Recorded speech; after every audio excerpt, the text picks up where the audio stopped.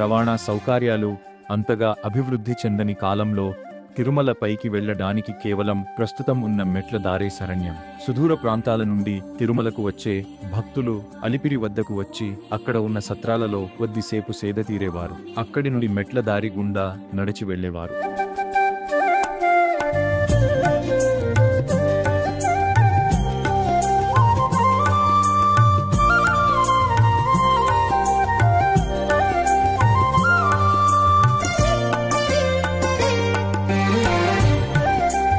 ఆ విధంగా ఆ రోజుల్లో సుదూర ప్రాంతాల నుండి వచ్చే యాత్రికులు ఈ తిరుమల కొండ పాద భాగాన ఆగి అక్కడ ఉన్న వనరులను ఉపయోగించుకొని అలసట తీసుకునేవారు. అందుకే దీనికి అలిపిరి అని పేరు. అలిపిరి అనగా అలసట తీర్చుకునే ప్రాంతం అని అర్థం.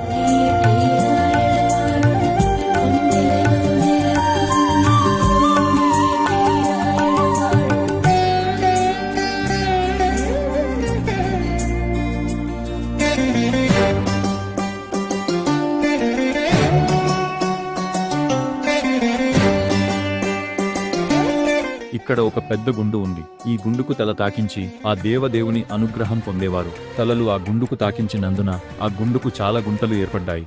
ఆ గుండు ఈనాటికి ఉంది. దానిని తల తాకుడు గుండు తల ఏరుగుండు అని అంటారు.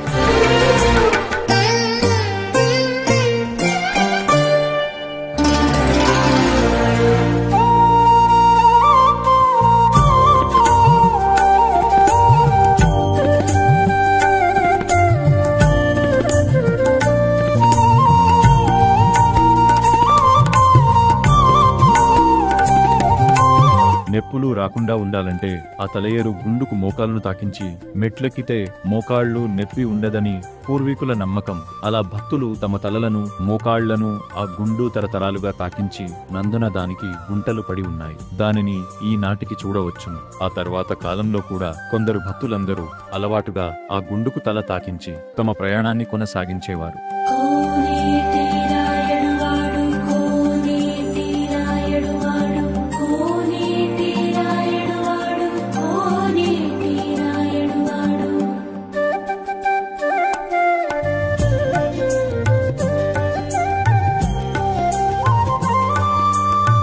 తిరుమల శ్రీ వెంకటేశ్వర స్వామి ఆలయ ఆనంద నిలయానికి సమీపంలో భాష్యకారుల సన్నిధి రామానుజాచార్యుల సన్నిధి ఉంది. ఇది 11వ శతాబ్దానికి చెందిన ప్రసిద్ధ వైష్ణవ ఆచార్యులు రామానుజాచార్యులు భాష్యకారులు తిరుమల ఆలయ ఆచార వ్యవహారాలను పూజా విధానాలను క్రమబద్ధీకరించిన పవిత్ర స్థలంగా ప్రసిద్ధి చెందింది. కౌసల్యా సుప్రజా రామ పూర్వా సంధ్యా ప్రవర్తతే उत्तिष्ठ नरशार्दूल कर्तव्यं दैवमालिकम् उत्तिष्ठोत्तिष्ठ गोविंद उत्तिष्ठ गरुडध्वज. అలాగే ఇంకాస్త ముందుకు వెళ్తే మధ్యలో మనకి కోతులు, కృష్ణ జింకలు, దుప్పిలు కనిపిస్తాయి. ప్రయాణించే ప్రాణికులలో మరింత ఉత్సాహాన్ని నింపి ఇంకాస్త ముందుకు ప్రయాణించేలా చేస్తాయి. అలసటను మరిచిపోయేలా చేస్తాయి.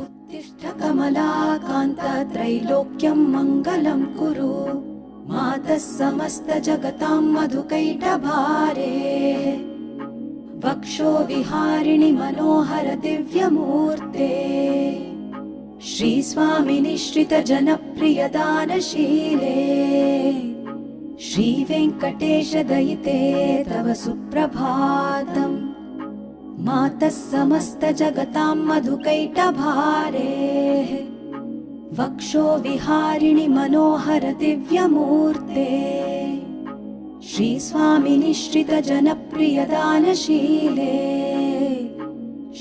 కొనసాగుతూ ఉంటే మధ్యలో ఒక పెద్దన్నక పలకాస్తూ ఉంటాడు. అతనే వాయు పుత్ర ఆంజనేయ స్వామి. 2 చేతులు అంజలి ఘటించి వెంకటేశ్వర స్వామి వారికి నమస్కరిస్తూ నిలబడి ఉంటాడు. చిన్నతనంలో తిరుమల వదిలి పారిపోతుంటే అంజనీదేవి ఆంజనేయుని తల్లి చేతులకు బేడీలు తగిలించిందట. అందుకనే ఈయనను బేడి ఆంజనేయ స్వామి అంటారు.